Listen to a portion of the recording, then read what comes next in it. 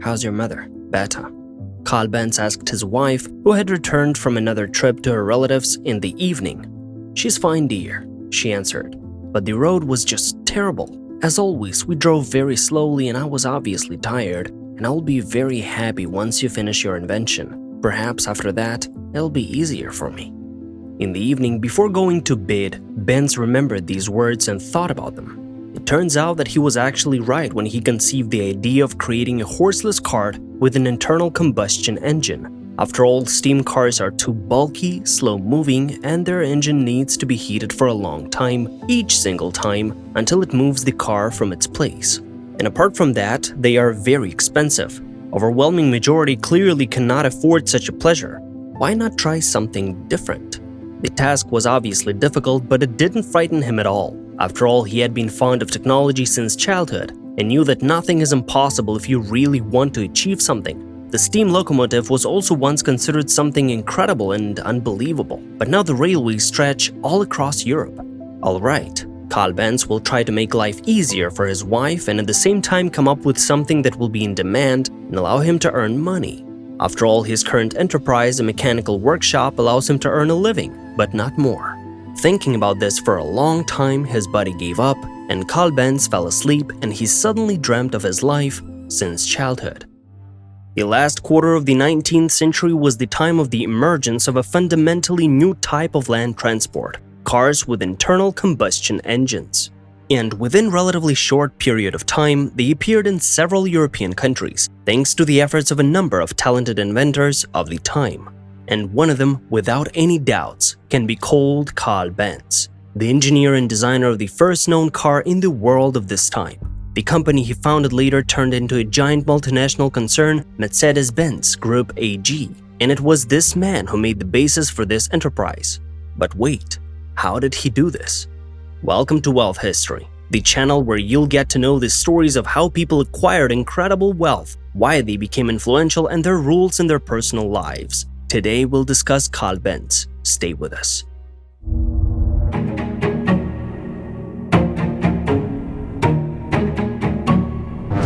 Let yourself be genius. Probably, Karl was lucky from the very beginning. He was born in a family of hereditary mechanics and his father was a train driver. But sadly for him, he lost his father early. At the age of 2, he fell ill with pneumonia after an autumn trip in an open cabin. And since no one had heard of antibiotics in those days, the outcome was fatal. Nevertheless, his mother worked all the time, and since Karl was the only child in the family, they had pretty much enough to live on. And for his education at the Faculty of Mechanics of the Polytechnic Lyceum in Karlsruhe too. He graduated at the age of 19 years old and immediately went to work in his specialty at a machine building department, where he worked for the next 2 years. In any outcome, Karl was satisfied. He got good practice and there was more than enough work.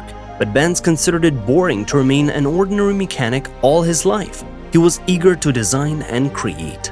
So for the next 5 years, he worked in several factories and repair shops, but he was increasingly itching to start his own business. And when he turned 26 years old, he got such an opportunity.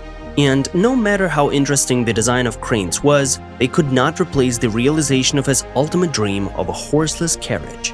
Benz himself would write this phrase much later in his book My Life Path and My Inventions, thereby showing his extreme dedication in achieving his goal. After all, he began to think about a car at school, but the practical implementation of this idea required many years of work. Faith, hope, and struggle. By that time, 26 years old, he had managed to save up some money and together with his companion August Ritter acquired a mechanical workshop that was occupied by production of various metal products, including building materials. But then he met the first challenge. The new enterprise did not have many orders, so his companion soon decided to leave the business altogether. And then Karl had no choice but to turn for help to the father of his bride, who put himself in his position and lent him money to buy out Ritter's share. Thus, Benz became the full owner of his business and he had the opportunity to start realizing his dream, the development of a self-running car on wheels with an internal combustion engine. At the same time, he married Beta, who then supported him all his life and helped him as much as she could. The common motto for both of them was faith, hope, and struggle, which meant self-confidence and no fear of difficulties. At the same time, Benz began to develop internal combustion engines, which were not only to be installed on cars, but also used in other industries and agriculture. Things went quite slowly, but the inventor didn't pay attention to the difficulties because he was convinced of the following. If it's easy for you, then you're flying into the abyss. If it's difficult for you, then you're climbing the mountain. Don't be wary of new. As a result of the deep convictions, motivation, and hard work, a few years later, he finally managed to achieve what he wanted, although in 1877 the workshop was on the verge of financial collapse. Benz was denied a bank loan, and it was then that he finally directed all his efforts to new inventions. And the words of his wife about a new type of transport just spurred him on. After all, a horseless carriage will be in demand by many people, which means it will surely bring a lot of income. Karl was a very hard-working and persistent man by nature, and therefore, although things didn't move quickly, on New Year's Eve 1879, he started the two-stroke gasoline engine he had designed for the first time. And his wife was with him that time. She also shared the joy of such a truly significant event. This success inspired Benz, and in the next 3 years he invented and patented a number of auxiliary devices for his brainchild. It was exactly he who gave the world spark plugs and an ignition circuit powered by a battery, as well as a carburetor, accelerator, and a radiator for the water cooling system. We have to add also that it was originally supposed to be used as fuel, but tests have shown that it wears out the engine quickly, plus it also sharply loses its effectiveness in the cold weather. And then Benz was the first in the entire world to propose the use of gasoline in the new engine, which had previously served exclusively as a cleaning agent for clothes and at times as a pharmaceutical element.